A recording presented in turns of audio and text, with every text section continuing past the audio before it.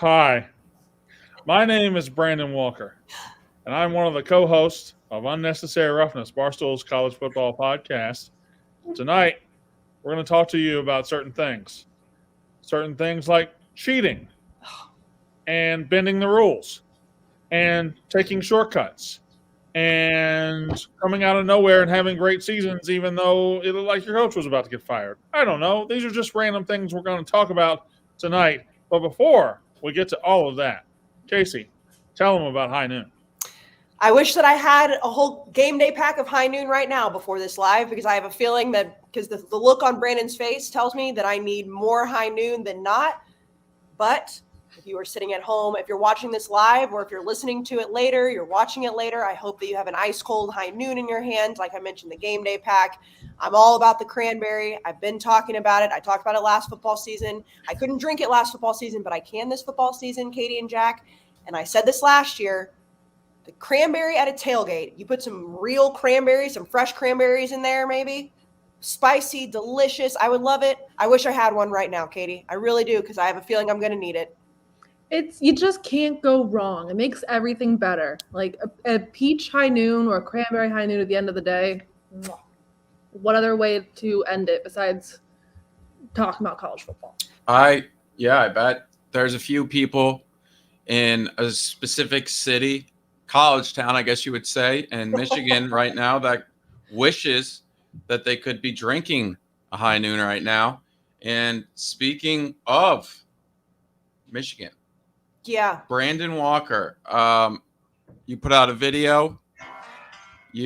Nope, you're gonna get the YouTube stream taken down if you keep playing. Don't play music, Brandon. Don't play music. It was me. It was a text tone. Sorry. Oh, sorry. I thought it was like the start. I thought you were essentially playing a Jack, I thought he was doing a intro wrestling music entrance. for yourself. Yeah, It's I thought he was me. doing like a wrestling entrance. The way he looked up, the way he was like grinning and smiling with that music, I was like, this man's about to WWE us right now. I apologize. I have certain someone as an emergency push through, and I wasn't on mute. So, Okay, so scratch all of that. Brandon, go ahead, because the video, I've watched it a couple times. You've made your stance. You can't believe this is happening. Casey, there are very few things that can happen in sports, really in life, that you remember where you are when that happened. I Oh, remember please. certain things that happened in my youth, certain disasters. I remember my dog dying. I remember the time my children were born. Oh, my God. And then today, I remember when college football, or at least the veil of integrity around college football, died. And it died this afternoon. And I apologize if I can't get through it. I'm sorry. College football just means a lot to me. And God, I hate you right now. The I hate you so much right now. the absolute. You ever when you were a child, do you remember the moment when you found out Santa Claus wasn't real? Do you remember how hurt you were and how betrayed you were? Because that's a feeling that I have in my mind right now. College football is so important in my life, and I love it so much. To watch the people that I trust with college football treat it so flippantly and with so much disdain and so much hate. Ladies and gentlemen, the University of Michigan Wolverines have been proven to be frauds. Everything that they have accomplished in recent years, everything that they have done in recent years is fake, is phony. It's all a sham. It's all been thrown out the window. Pete Thamel reported that a young staffer just trying to make his way in the world was sent out by these evil Michigan guys to over 30 games over the last few years to get God knows what, to cheat, basically, to cheat. And for what, Casey? For what? To get embarrassed by TCU on the big stage? For what? That's what I ask you. Now, I'm sure, Casey Smith, that you, being one of the preeminent Michigan defenders on this planet, being one of the main Harbaugh apologists, I'm sure that you, being one of the Portnoyites, will be able to sit here and tell me all the reasons that Michigan didn't really cheat and it didn't matter. Go ahead, Casey. Go ahead. Do that. do that. No, No. Michigan has torn asunder the very fabric of college football, the very thread that holds this whole thing together. I want you to tell me why that's okay, Casey. Well, first of all, I only like Michigan when I pick them to win. I don't care about Michigan elsewise. Like if I have a take on Michigan, I'm going to stand by it. Second of all, if you ain't cheating, you ain't trying. I've heard you say that many times, as a matter of fact. Usually, though, when it's about a fan base, it's about a fan base crying about players, and you're like, every college football team is cheating. If you don't think your team is cheating, then you're wrong. And I'm just curious why the sudden change of heart that you care so much of the purity of college football when you've been the leader of that, just out of curiosity. Because I am a pure man. I am a moral man. I am somebody who believes in a certain code of ethics, a certain standard. I believe that your yes should be yes and your no should be no. I don't believe if you and I are going to handshake each other and go out and compete and go out and mano a mano, see who's the best in the field of battle, I'm not going to take shortcuts. I'm not going to cheat. Hold on, Jack. I'm not going to go out there, Jack. And I'm not going to send a staffer that makes $50,000 across this country to cheat so I can circumvent the system. It's garbage, is what it is. Yes, Jack. Sorry. So you're on the Barstool College Football Show. So is Casey. That's a great show, but obviously, just like anything, you're competing for eyeballs, clicks, whatnot. And you're kind of on a competitive field, and you're going up against other shows and whatnot.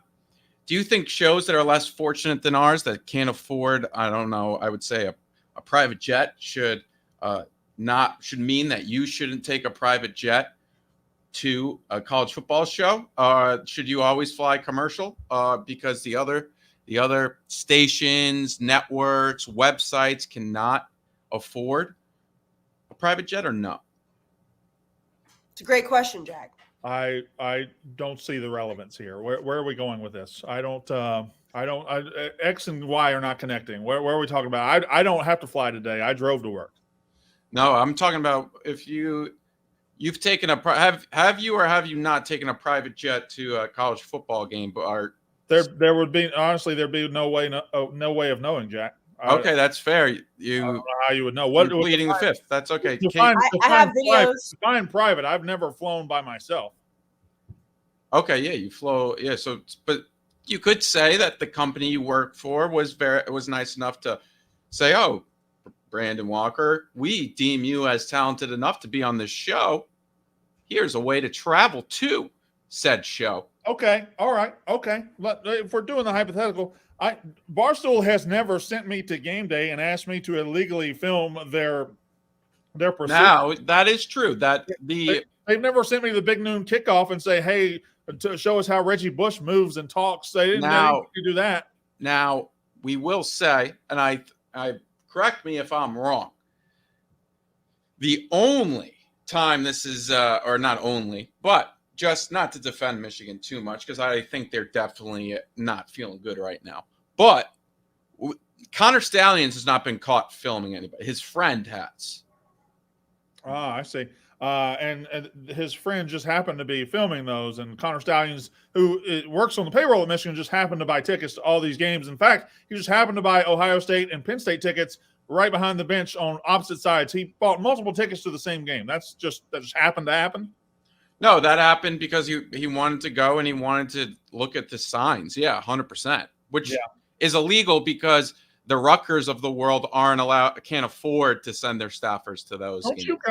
Don't you guys think it is weird that Harbaugh went 49-24 in his first 6 or 7 seasons, and then all of a sudden he went 33-3? All of a sudden they started dominating Ohio State. All of a sudden they started dominating everybody. Isn't it just a little convenient? And isn't it also weird? I'm asking the question, Casey.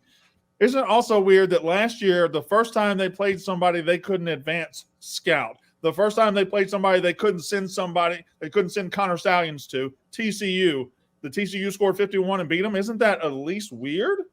I don't know if that has anything to do with the fact that J.J. McCarthy threw multiple interceptions and didn't play well. Like, that's the thing. Like, yeah, it's a really bad look for Michigan. There's not a spin zone there that I'm going to make because I'm not a Michigan fan. So, yes, it's a bad look. If you're going to do that, don't put them under your own name. I also don't think going and filming signs technically in this hypothetical that Jack just laid out for you, technically somebody could go to those shows and tape them and send them to us and it not be illegal because they're just a fan and they're sending us the video. So technically that can happen. However, the TCU game is not because they couldn't steal signs. Apparently Conor Stallions been doing this since 2021. Well, 2021. So he just that's just the one game, but JJ McCarthy threw 2 interceptions that were really, really pivotal. Well, it is though. No, it is. Those are 2 games. The 2 games they played particularly bad in are Georgia and TCU because they didn't have them scheduled and they didn't know they were going to be their opponent. Didn't know there was no way of knowing. And there's only one Conor Stallions, so you couldn't send Conor Stallions to the 6 potential college football playoff opponents that you were going to have. Hey, listen, we're just having hypothetical discussions here, and listen, and at the bottom, at the root of all this, does every team cheat? Yeah, sure do. But when your team does get caught cheating, you still have to stand trial for it. You can't just say, "Hey, that guy 3 rows over cheated too." No, this ain't about the guy 3 rows over. It's about you. So Michigan, if Michigan is going to swim in the deep end of the pool and they're going to be in the playoff conversation and they're going to have players in the Heisman conversation, then they're going to be subject to all this micro analyzing everything they do. And this is hilarious and it's funny and it's embarrassing to them. Will it matter in the long run? Probably not. But it is interesting, to say the least, that what he just said, I was about to make that point. The last 2 games they look really bad, or the last 2 times they couldn't pull that trick. They didn't know they were going to play TCU, therefore they didn't have that. They didn't go get those signs. They didn't know they were going to play Georgia, therefore they didn't have those signs. That's at least coincidental. Yeah, no, it's very funny. And I guess the question, and you're going to do your thing, whether you're going to say it's not a shtick, but whatever you want to do. And then Dave's going to do his thing. Hold on for a second. This ain't a shtick, all right? This ain't a shtick. What you're doing now isn't. The video you put out was, but that's fine. Michigan got caught cheating and we're putting it on the carpet. Here's the question, though. What is the penalty that you think that they can get? Because regardless if it's Michigan, if it's Ohio State, if it's Oklahoma, if it's Mississippi State, whoever it may be, what can they do? Because Conor Stallion's an idiot. Like, at the end of the day, like, the fact he's putting tickets in his own name, that's traceable. Yeah, that's hold on. It wasn't Conor Stallion's idea to go to these games. Well, no, but he shouldn't have put him under his own name, regardless. That's dumb. That's fine. What could Michigan's punishment be? Probably nothing. What could Harbaugh's punishment be? They've already suspended him once, and NCAA is clearly miffed at least at Harbaugh. So I would say that Harbaugh could be suspended again. Probably that would be what I would think. Harbaugh's going to the NFL. He's gone. And right, but that's what I would say. I don't think the University of Michigan is A, culpable for anything, B, did anything wrong, and C, would get punished. I think Harbaugh would get punished. But as far as the team, vacating wins, all of that you're seeing on Twitter, which again, who cares what Twitter is saying, but that's not going to happen. Well, let's just say this. Vacating wins in college football is the most useless punishment that anybody ever came up with. You can't actually vacate a win. Those wins happened.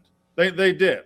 Like those wins happened on the field, and vacating them means absolutely nothing. Reggie Bush's Heisman was vacated. Yeah. Who was the 2005 Heisman winner? Reggie Bush. So that doesn't matter at all. The only thing that's interesting about this one is it's not happening after the fact.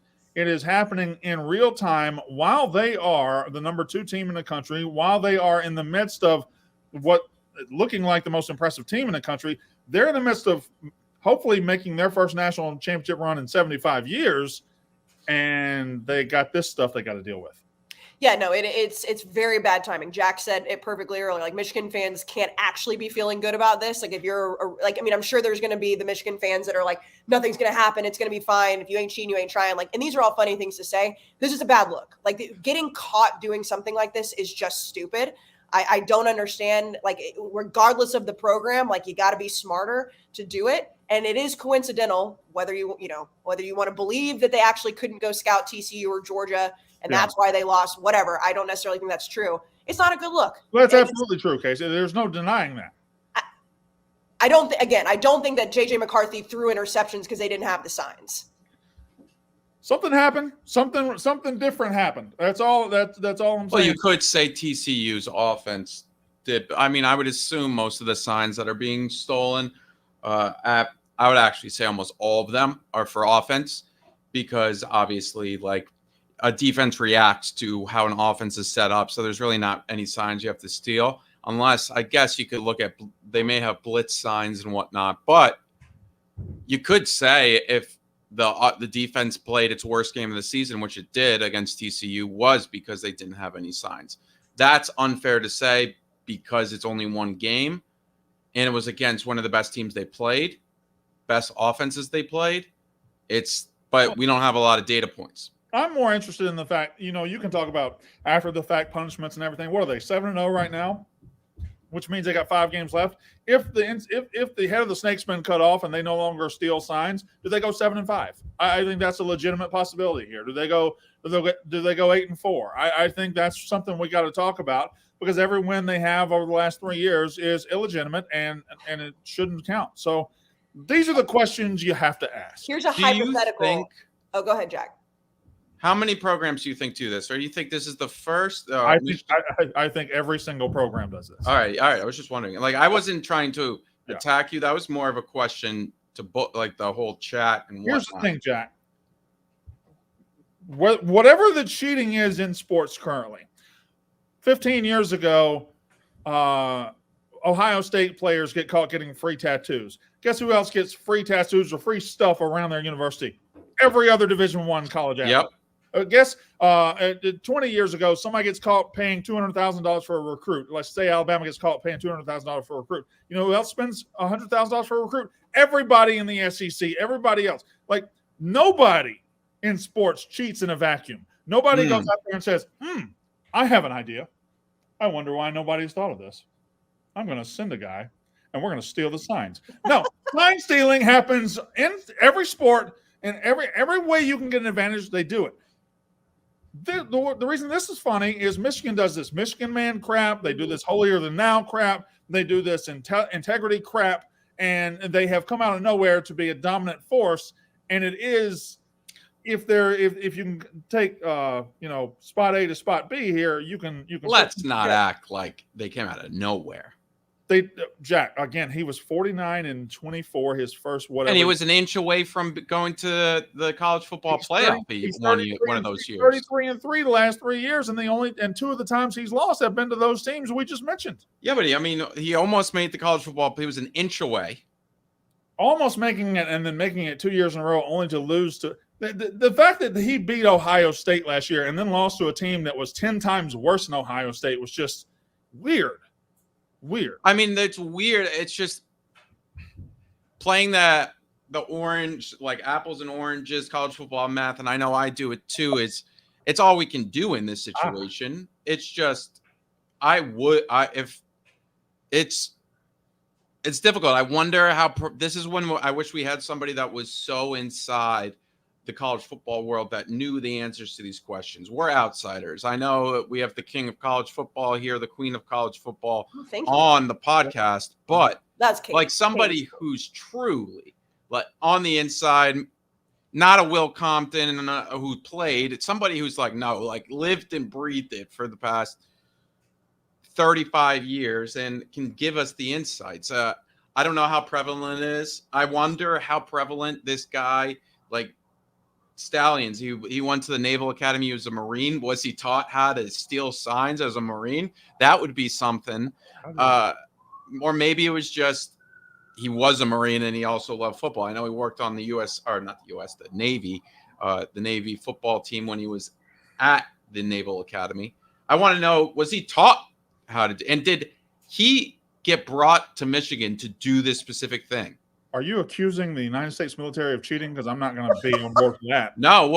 In war, you do whatever the fuck you can do to get an advantage. It's true. Listen, in college football, you could say, just like love is war. It's war. Just like love. College football and love on the same playing field. But Brandon, I mean, you're right. Like Ohio State fans right now are dancing around this, as well they should. Any rival should.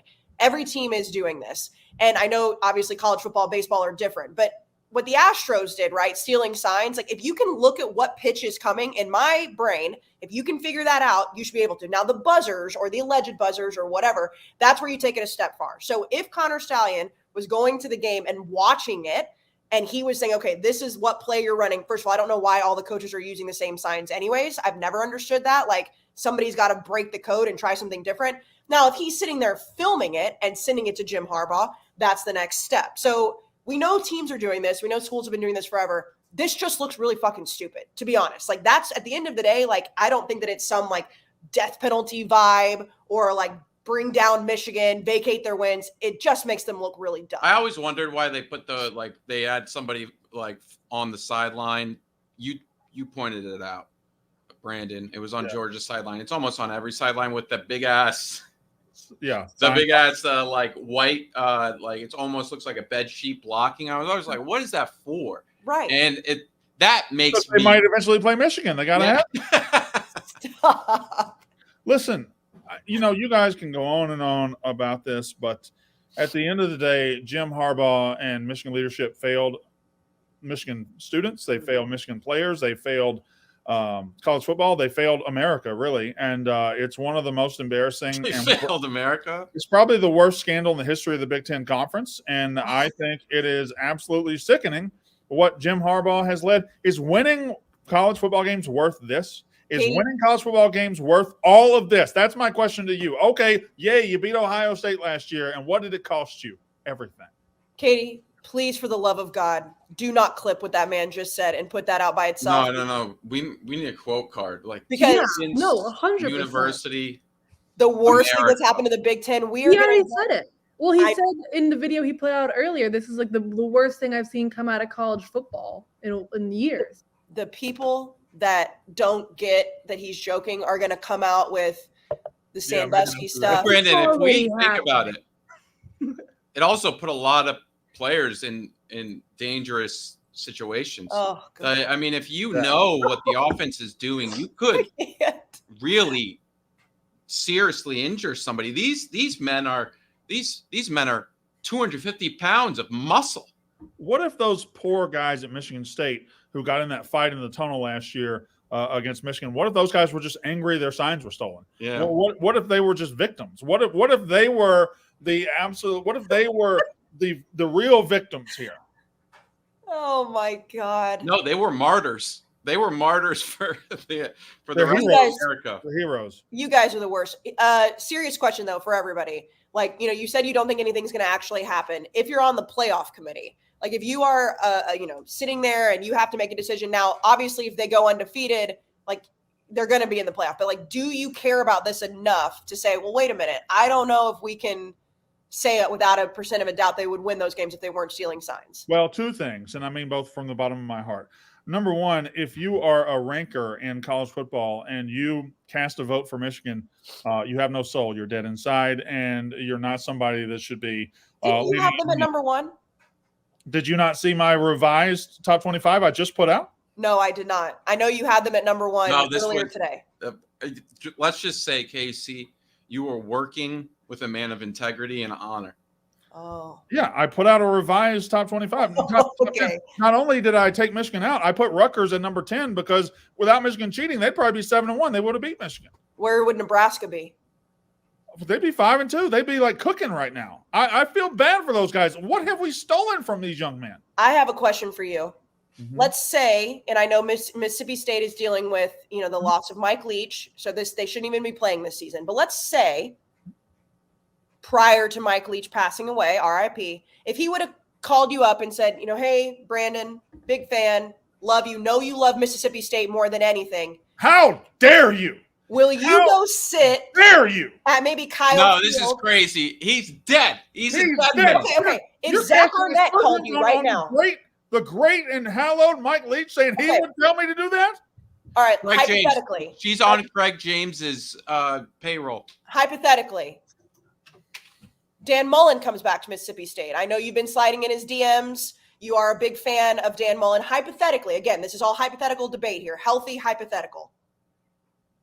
Dan Mullen back at Mississippi State. He calls you up. Brandon Walker, big fan, heart and soul of college football, unnecessary roughness. I need you to go to Kyle Field. I need you to go to the Grove. I need you to go to Bryant Denny. I need you to go and film the signs.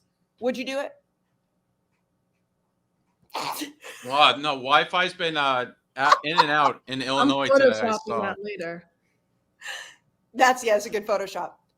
Just curious if you would.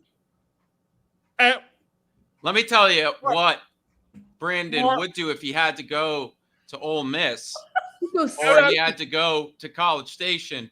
He would get in a car that he bought at cars.com. That's right, Jack. everybody. There you go. Cars.com. Find your next possibility on cars.com. Where to next, Casey? Where to next? Obviously, Brandon, he's frozen. His Wi-Fi is not working. Cars.com is the leading digital marketplace to buy and sell cars. It is the place out there. Thank God I paid for the good internet. I got it back just in time. They're celebrating 25 years of helping shoppers research, find inventory, finance, and sell cars wherever life takes you next, whoever you're looking to be. There's a car for that on cars.com. They've got up to 50,000 cars added daily to cars.com. Shop over 2 million cars for 2 million possibilities. Cars.com, where to next? Okay. I would like it on record that I wish Jimbo Fisher would steal signs so we could win more games. You also asked me a question if I were on the playoff committee. The thing about it, Casey, now that the NCAA maybe steps in, or maybe just Twitter and maybe morality steps in and takes away the loaded gun from Michigan and keeps them from cheating. I mean, they're definitely going to lose to Ohio State and Penn State, so they're going to finish 10-2. I don't think they'll be in the playoff mix without the cheating. Without the cheating. Hypothetically, if they do still win those games, were they still cheating? I won't be able to rank them in my top 10, but that's somebody else going to have to figure that out. Okay. All joking aside, I don't think that anything's going to actually happen. It's a very bad look. It's just stupidity. One of my favorite reactions from Michigan fans, because first of all, Michigan fans are like every other college football fan base today. They're just doing backflips and backflips and backflips. So, it's not a big deal. It didn't even help us. Well, first of all, cheating works. That's why people cheat. Secondly, one of the Michigan fans was like, well, last year Ohio State knew we were cheating and we still beat them. I'm like, did that sound good in your head? Did that sound good in your head that they knew you were cheating, but you still beat them? So that makes you look good? Like that's what we've been dealing with. It is very, very funny to sit back and watch like the cartwheels that all these fan bases are doing. And again, the people like us who have said like every team cheats, every team does something, and people just refuse to admit it. I just don't understand how you can be dumb enough to get caught doing this. Like that to me is the biggest thing. Like Michigan, come on, man, come on. Like if you're gonna do it, you got to be slicker than this.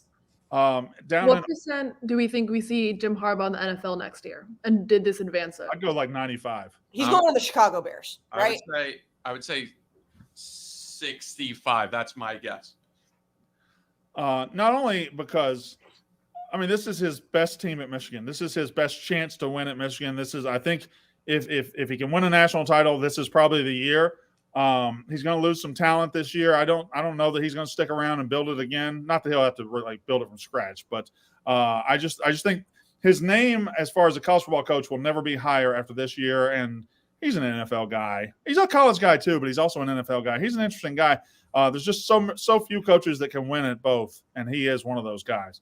I do think that if they win a national title, regardless of all this, like he's gone, like but all the allegations and everything aside, like he would be gone anyways. Like every year we hear about it, then he's going to go. I still, even if they don't win the national title, I think he goes because there's just so much smoke around him right now. It's just like, why he probably doesn't want to deal with this bullshit. Where would you put their odds to win the national title? I got them like 15th or 16th. Where do you have them? I have them at 1 right now, but and you did too. And this is the thing is I know you're pandering to the chat at the moment or whatever. Brandon had them at 1 until this happened. No, I didn't. That's a lie. That's a lie. That's a lie. You said it on the college football show last week. I had them at 2 the other day. I after Saturday, I had them at 2. I moved Ohio State to 1. I had Michigan 2. Okay. Lying piece of shit. You're a lying piece of shit. You're a lying piece of shit. I do think that this will be a nothing burger. How many burgers are too many burgers for Harbaugh? Because the recruiting thing, that was nothing burgers. But now we got this is a nothing burger. Well, guess what? If you eat burgers every day, you're going to die. You're going to get fat. You're going to look like me. So how many burgers are too many burgers? There apparently are too many burgers happening. Right. As I was saying, I wish that A&M would steal more signs so they could win more games. I think y'all could steal players and still not win games. So That's happening, Brandon. Thank you for reminding me. okay. So down in Austin, Texas, we could be on Arch Manning watch right now because Quinn Ewers has a grade 2 AC joint sprain, which is in here somewhere. I think you got an AC joint in here. He's hurt. So Malik Murphy played last week, and now Sarkisian said we're going to be giving a lot of reps to Malik Murphy and Arch Manning. So we could see Arch Manning very soon for Texas. I think the next couple of weeks are very, very, very, very, very interesting in the Big 12 because Oklahoma has its 2 most losable regular season games the next 2 weeks at Kansas and at Oklahoma State. And Texas has to now navigate a couple of tricky weeks without Quinn Ewers, at least a couple of weeks. So I don't know if we see Arch Manning this weekend or not, but interesting times in Austin, Texas. Yeah, that will be a lot of fun. I mean, I know that Quinn Ewers, we all had Quinn Ewers ranked very high. We don't want to see anybody get hurt, but the Arch Manning anticipation has been high since before he even chose Texas. Like, I want to see this guy play. I want to see it happen. And the Big 12, we talked about Oklahoma State and how they're back. Like, the Big 12 is very interesting because, like, Oklahoma could slip up. Texas obviously played a very close game against Houston. So if Arch Manning gets in the mix, it could be very, very fascinating. Oklahoma played a very close game, an embarrassing game against UCF. Texas played a gut check game where their quarterback got hurt. They were able to pull the iron out of the fire and show the heart of a champion by beating Houston on the road. Yeah, I whatever spin zone you need. Both teams played very close games according to the scores. Arkansas fired their offensive coordinator, Dan Enos, and I hate to be this guy that says I was right, but when it comes to this college football season, and whether it be Missouri or every other team, I've just been right after right after right after right after right after right after right. As soon as Barry Odom and Kendall Briles left Arkansas, Sam Pittman was cooked. He was done as a head coach. He hired Dan Enos and then another defensive coordinator. The only thing he ever did good at that school was hire good coordinators at the start. And when they left, he was done. And now they're trying to scapegoat Dan Enos, but no, Titman's done. No, he's definitely done. Here's a question for you as well for like the whole chat, the whole show.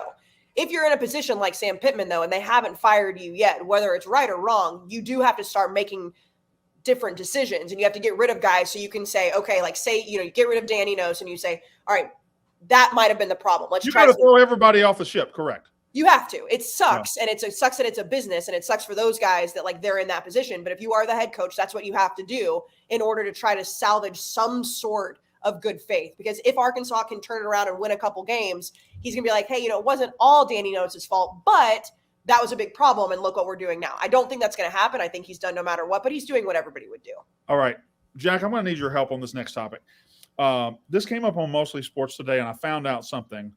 Every student that has ever Purdue Pete, the mascot, to commemorate the fact that he has served as Purdue Pete, he gets a Purdue tattoo on his ass. Now, whether that's true or not, I found it out, and it sounded true, so I'm going with it. Jack, I've been noticing this year, if you ever saw the video of the Oregon Duck earlier this year where his head came off and the guy ran off in shame. I don't know if you guys saw that. I think we need to, this offseason, do an episode on mascot culture because I think I'm fascinated with mascot culture. Guys that want to be the mascot become the mascot and get a logo tattooed on their ass. Now, I don't have tattoos. I've long said if I ever did, if I got over my fear of tattoos and wanted one, it would be a Mississippi State logo. Did you guys get a tattoo on your ass if you got to be the mascot? No. I think I might. JC, you already have tattoos on your ass. So, I mean, what don't. No tattoos.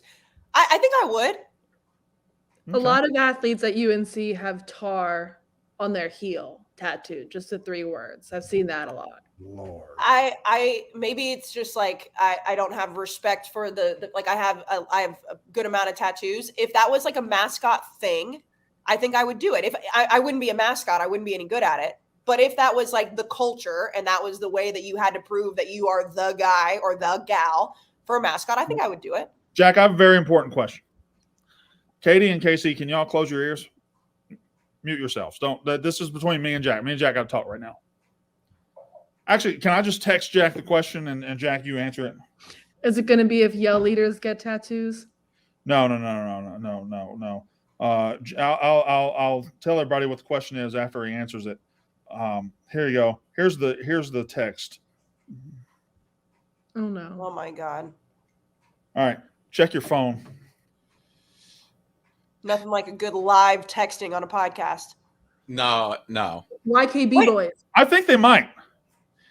Well, it depends. They might, but the thing is, I don't think you're really surrounded. I guess you are surrounded so much by us, the Cheerleaders. band. Yeah. So maybe, but it's potential. I would have to see. What is the text? Just say it. It's I'm tough. so confused. I'm still gonna hedge. No, I don't. I would say they're not a top percentile in the university of the getters. Okay. But you have to tell us. You know how us females are. We wouldn't let this go. Yes, I think yell leaders do apparently. I can't. I'm gonna be honest. Can't see it. Do mascots get laid, basically? Yeah, Think so? Yell leaders do for sure. I know. Yell Again, leaders get pussy? Oh yeah, a lot. Brandon- they have Brandon, like they have groupies. they have It's- groupies. Yeah. Whether it's a bizarre You guys are fucked up in the head, man. Jack, No, Jack and I have yell talked about leaders this before. fuck. There is, and I had girlfriends in college that I served tables and was bartenders with. Like, you have like the cleat chasers, right? You have the people who go for like the fraternity guys, whatever. The yell leaders have their own group like that, where like the 5 of them have all the girls going after them. And that is a real thing. Hold on. You waited tables in college? I thought you grew up with a silver spoon. I thought you were just rich from the start. I served from when I was 16 to 23, bartended too. In the Army? What are you talking about? Served, like I was a server. Okay. I was a hostess until I was 18. And then once I could serve alcohol, I worked at a Texas Roadhouse. Phenomenal roles. And then I worked at Fox and Hound for like 4 years. What do y'all think the best chain steakhouse is? Because Texas Roadhouse is pretty good. Outback's good. Longhorn's pretty good. They're all decent. I used to love Logan's Roadhouse, but I think they've gone away. But like, does like Morton's count as a chain? I never had it, but I would think I would. Morton's. There's Morton's. like- Hell, Ruth's Chris is a chain if you don't Is get down. Fleming's the chain? Like Fleming's is technically a chain. Who is the most overrated one? Well, Outback is not very good in my Outback. Outback. I know that Texas Roadhouse, like I might be a little bit biased because I did work there for a little bit, but That ain't a steakhouse. I still think Texas Roadhouse is like a very like, you're not going to like an elite steakhouse, but if you're going to go and you need like an array of a menu and you need some like good appetizers, Texas Roadhouse is a good choice. I love steak. I love ribeyes. I love fillets. I love steak. That's if you want to know something about me, it's that I love steak. Steak is very good. Now, Outback does have the bloomin' onion, which is delicious. You keep mentioning rolls and blooming onions, and give me a steakhouse that's known for the steakhouses. They're steaks. And now at Texas Roadhouse in College Station, you can pick out your cut of steak when you walk in. What's the best 2 a.m. food? 2 a.m. The club just closed in college. You just left College Station party time. Where do you go? In College Station? Anywhere in the world, I guess. Fuego in College Station. It's a taco place. It's also good in the middle of the day. Like Andy Staples and I talk about that all the time. But like a big breakfast taco after you've been drunk, phenomenal. Waffle House by miles. Don't get me started on Waffle House. Y'all know that I think I'm not a big Waffle House guy. I don't What's know. your best breakfast chain then? IHOP and Denny's are both pretty good. I would go IHOP number 1 probably. I think Waffle House is only good in the AM. Like pancakes are amazing. Can we just give pancakes their proper flowers? Pancakes are amazing. I love pancakes. Also, whatever like 24-hour fast food in your college town, like like Whataburger in College Station is big time because it's 24 hours. So I would assume whatever that is. Obviously being safe, you're not driving yourself. However, driving through and getting a breakfast taquito, that's what they're called at Whataburger at 2 a.m. is elite. In Starkville at the Wendy's at 2 a.m. on Saturday night, police have to come guide traffic in and out. Yeah, yes. Because it gets crazy. And Indiana. Jack Post says football podcast. Oh, I'm sorry, Jack, for taking 30 seconds out of my day to talk food with my friends. Wait. I'm fucking sorry. It's a Monday night, dude. Me? No, this guy named Jack Post. Oh. This is a football podcast. Suck my dick, Jack. I wanted to talk about waffles. Okay. Sorry. Also, were you just being an asshole? Or did you really not know that I was a waitress for all those years? Was that an asshole thing to say? I didn't know you were a waitress. I don't know what you did in college. Well, you said you thought I grew up with a silver spoon. I worked. Where did I work in college? Where did I work in college? The airport. Fuck. Yeah. You've told that story a ton. No, I worked for the Jeep and your dog in the front. Yeah, Biggin. His name was Biggin. English Bulldog. Yeah, you met Kirk Herbstreit then because you waited for him because you knew when he was renting a car. Yeah. I worked for the athletic department and I worked it was mostly Fox and Hound. I worked at Texas Roadhouse for like 9 months. I worked at Fox and Hound forever. RIP. It's gone now. All right. Hold on. Let me get this. Sorry. We're gonna take questions in just a second after I tell you about Shady Rays. Shady Rays. They are sunglasses. They look and they feel and they perform like your premium $300-$400 shades. They are not $300 or $400. They are in fact affordable. Shady Rays gear up for the season with quality shades built to last. Our friends at Shady Rays have you covered with premium polarized shades that will not break the bank. They're an independent sunglasses company that offers a world-class product just as good as any expensive pair we've worn. Durable frames and crystal clear optics for all outdoor adventures. Here's where Shady Rays comes in for me. Because I haven't always been a huge sunglasses guy, and I would never, ever, ever spend $300 or $400 on even the best pair of shades. I wouldn't do it. I just would not do that. However, Shady Rays gives you that quality for an affordable price. Would I spend Shady Rays price? Yeah, you're damn right I would. And that is what Shady Rays is. They're great sunglasses at a great price, Casey. Yeah, they're fantastic. They look great. I'm hoping that you got a new pair when we head to Madison this weekend because I know our show is right when that sun's going to be setting, probably right in our eyeballs. Yeah. So I hope Shady Ray is helping you out because we need the man to keep his head clear. And that's what Shady Rays does. Helps you not get migraines. Let's go to shadyrays.com. Use code ROUGHNESS for 50% off 2 pairs of polarized sunglasses. Again, shadyrays.com. Use code ROUGHNESS, 50% off 2 or more pairs of polarized sunglasses. If you'll give me just a second, I got to go Madison, Wisconsin weather. Okay. All right. Saturday. It's going to be cold, I think. Oh. The high temperature is 48 degrees. Yes. I thrive. Beanie weather, nice pea coat. Oh, I'm so excited. High temperature Saturday is 48 degrees and cloudy. Okay. It's going to be beautiful. Okay. So here we go. That is college football weather. All right. We got about 16 minutes left before we get out of here. So, Jack, if you'll start feeding us comments, we'll react to them. I'll just read one off the top. No, I'm not reading that one. Do you know what No, I'm not doing that one. If Michigan wins the title and Harbaugh leaves, who do we hire? Elko? I don't know how you snuck in wins the title there. Why don't you just say if Harbaugh leaves? Harbaugh is going to leave, and we hire Elko. I don't know. Maybe Mel Tucker. He's not busy. How did Sam Pittman still have a job? Again, he's scapegoating the offensive coordinator and say even though the defense sucks too, like they suck, they've lost 6 games in a row. I don't know. He's not going to have a job much longer. No, he's not. He's gonna gut the program, like we said when we talked about. Like he's gonna gut the program as much as he can to try to shove off blame, and then it'll eventually be his fault. And every coach would do the same thing.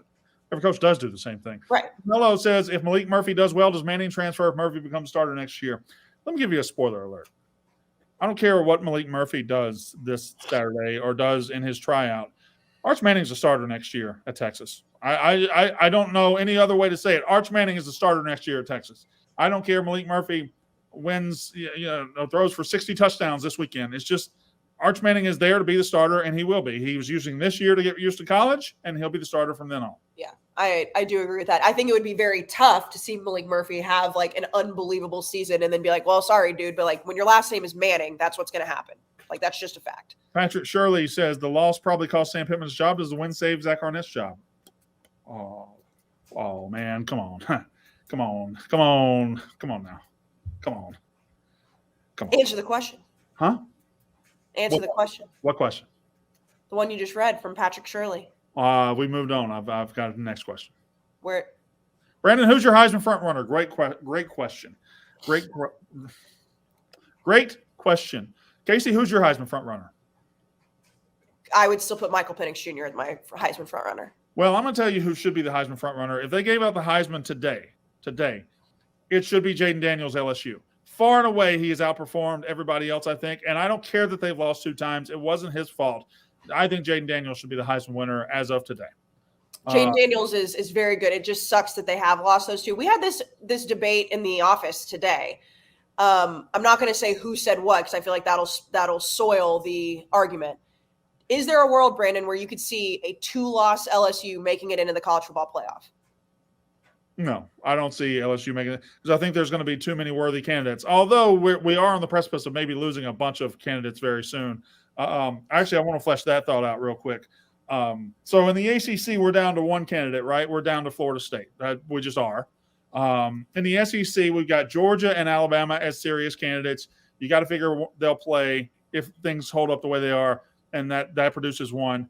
The Big Ten, put them aside because they're going to have a real good chance of having 2 strong candidates. But in the Big 12, you have Texas with a loss who just lost their quarterback and looked terrible the other day. They lose again, they're done. Oklahoma had their big win. They looked terrible the other day. The Big 12 isn't like the slam dunk great conference this year. Those teams better shape up real quick or that conference will lose their spot. And then the Pac-12, I think, is just dead in the middle of playing itself right out of the playoff. Because if you look at LSU now, putting in a 2-loss conference champion, it's still 2 losses, but they would have had to beat Alabama and Georgia. Why play the season if you don't? I mean, the losing 2 games, but it still is interesting to think about all the other teams playing themselves out. The most likely scenario is a Big Ten getting 2 in because assuming Michigan beats Penn State. I mean, worst case scenario, Ohio State's going 11-1 now, and so like I don't think they've secured a spot, but they've secured a spot at the table to be discussed. I think.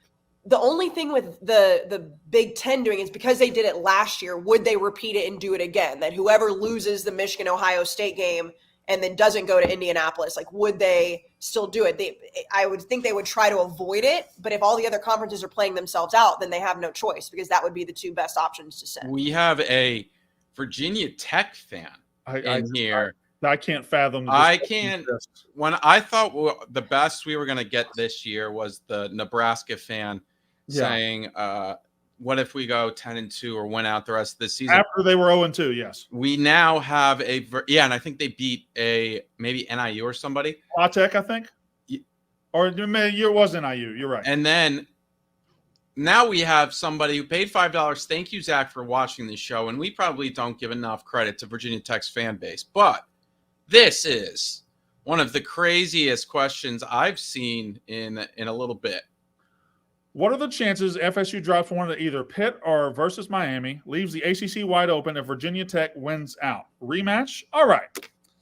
You know what? I'm going to entertain this question for a second. Well, you should. He paid $5 to ask it, so be nice. I'm going to entertain this question for a second because I just remember watching Virginia Tech earlier this year and thinking, my God, how far the mighty have fallen. This is embarrassing, and you guys are awful. So maybe I stopped paying attention. I know they've won a couple games here and there. The internet. See, this is what I get for pretending the internet was going out. Now it really isn't helping me. So Virginia Tech. Here's what they got left. Well, first of all, Virginia Tech is, they're what? 4-2. What are they? No. What are they? What's their record? I think they're 4-2. No, right? Because they lost to Rutgers, Purdue, and Marshall. Correct. But I guess Purdue. Okay, I see. So Purdue and Marshall are out of the conference. So they got one. Rutgers, Purdue, and Marshall. That's all out of the conference. So they got one conference loss. They beat Pittsburgh. They beat Wake Forest. So they're 2-1 in the conference. And this guy, after they go 2-1, decides they might go all the way through. So they got Syracuse this weekend. Then they're at Louisville. There's a loss. At Boston College, that could be a loss. Boston College is playing a little bit better. NC State at home, they'll win that. And then Virginia on the road, they'll probably win that. So they'll do better than – why did I answer this question? No, shut up. He paid $5 to ask. Huh? He paid $5 to ask. Thank you. All I right. don't know where that money goes. I still have no idea, but thank you. I think it goes to the company. Katie's purse. Katie would Keep never. the show alive and buy shirts. Let's see. What else you got? Oh my goodness. He's Jack's pulling, really concentrating. he's pulling one. Well, I mean, it's just like nobody asks questions anymore. They just have comments. Yeah, they just. It's like this guy. Kyle McCord has more yards, 2 STDs, and a better quarter QBR than Jordan Travis. Also has 2 top. Okay, nice. Thank you, NJ. Well, hold on. Because if we're giving Kyle McCord 2 top 10 wins, we also have to. Don't we have to give Jordan Travis 2 top 10 wins? Yeah. I guess Clemson was probably out of the top 10 by the time they beat him. But certainly he beat LSU and he beat Clemson, 2 preseason top 10 teams. So he's got some good wins too. And Kyle McCord has got 2 top 10 wins. That is true. What they scored 17 in one and 20 in the other. So it wasn't exactly I don't get great. this. This guy's asked it a billion times. Will A&M promote within what?